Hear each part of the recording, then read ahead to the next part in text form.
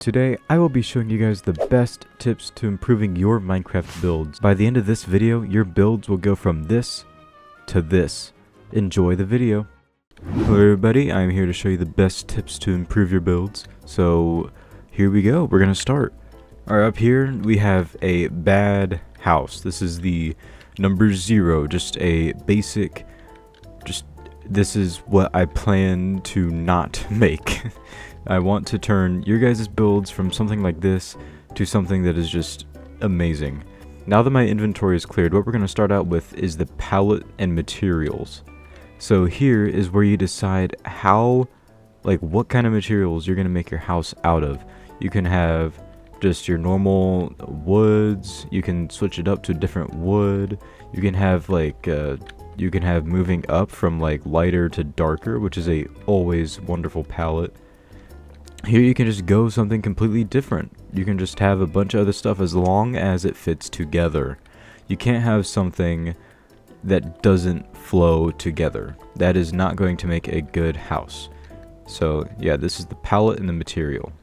And here, this honestly makes a huge difference, just adding a little bit of shape, little round edges, a little dip right here, some cuts, edges, just anything like this. Just a little shape can do a lot from turning that, this box into this reformed shape, and the shape can really do a lot to improve a build. Over here we have depth. So we added tree, oak log pillars that really stand out and add more 3D depth to the build that you can actually see rather than a flat surface like this. This really adds so much to a build and catches a lot of attention as a professional build. So yeah, if you want that professional look, you're going to add more depth to this. It doesn't have to be logs, it can be stone, it can be whatever, but I usually use logs. And over here we have the types of roofing. The type of roofing is key to any essential build. It tells you the style, it tells you how much pizzazz, how much noise you want in a build. Over here we just have a standard type of roof that I use all the time because I want my builds to be more low-key. I never really do builds that are out there and really big and landish. If you want a big outlandish build, this roof will draw a lot of attention. I would recommend building it maybe one block out more this way because I did accidentally have a little section here that's double, which I always try to avoid, but what are you gonna do? I did forget a stair here, don't worry about that. Yeah, this is always a great build to draw attention and to really keep height to a build. This right here I really like because it has sort of a color gradient. Also, it just looks really cool. I like it. It's slanted a little bit. You can do this. This is what it looks from the top. It goes up, it goes down, and then around here it goes back up on the opposite end. I have used this before in a build, in sort of a Japanese type build, and I was building a tower from the Kanto region in Pokemon, and it turned out so great, and I really loved that build. So yeah, I always recommend this type of build. It's so cool. And over here is more of a, I would say, Japanese style that I really do love about it. I love this style of this. Of course, I would add probably either diorite slab or spruce slab. I couldn't make a decision, so I didn't. And no one's really going to see up there, as you can see. It's just all slab. Okay, now we're getting more into the house aspect of it. Right here, this house looks incredibly different from where we started. And all I did was show you guys the steps here. I added some shape around it. You see it curves in, it goes out, it just flows. And then I added some more depth with the pillars.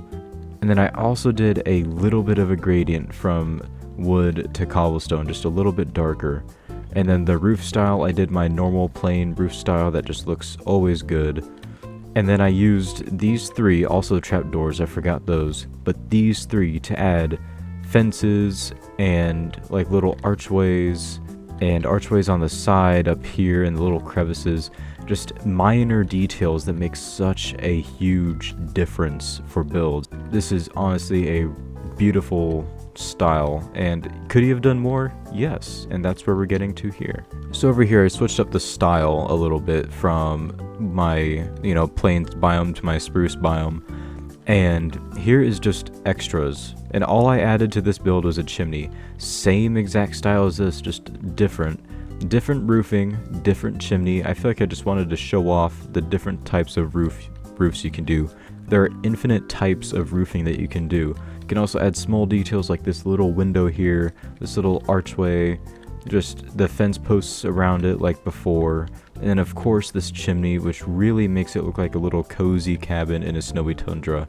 And I love that effect so much. It's such a pretty build. Over here I added a little bit of scenery to this small cottage house.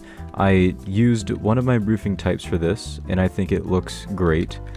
And obviously I didn't do an interior, but I added a little pond here with some leaves around it and flowers.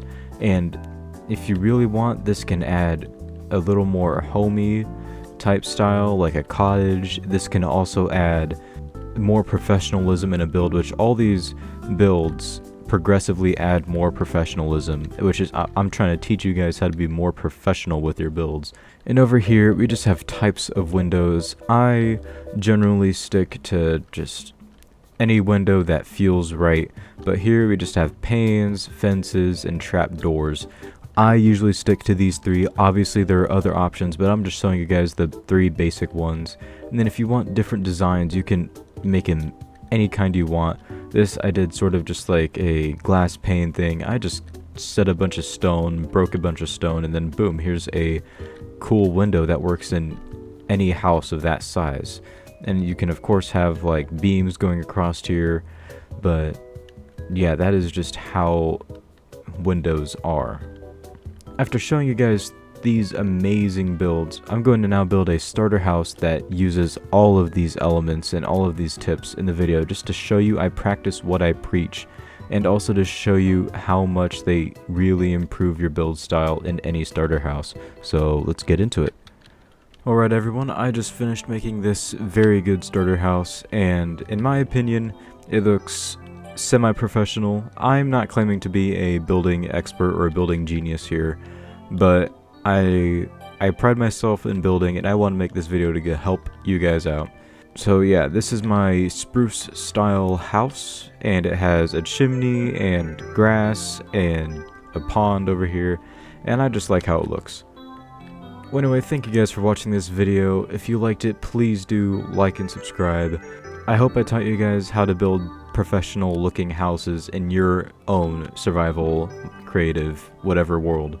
And I'll catch you guys in the next one. Bye!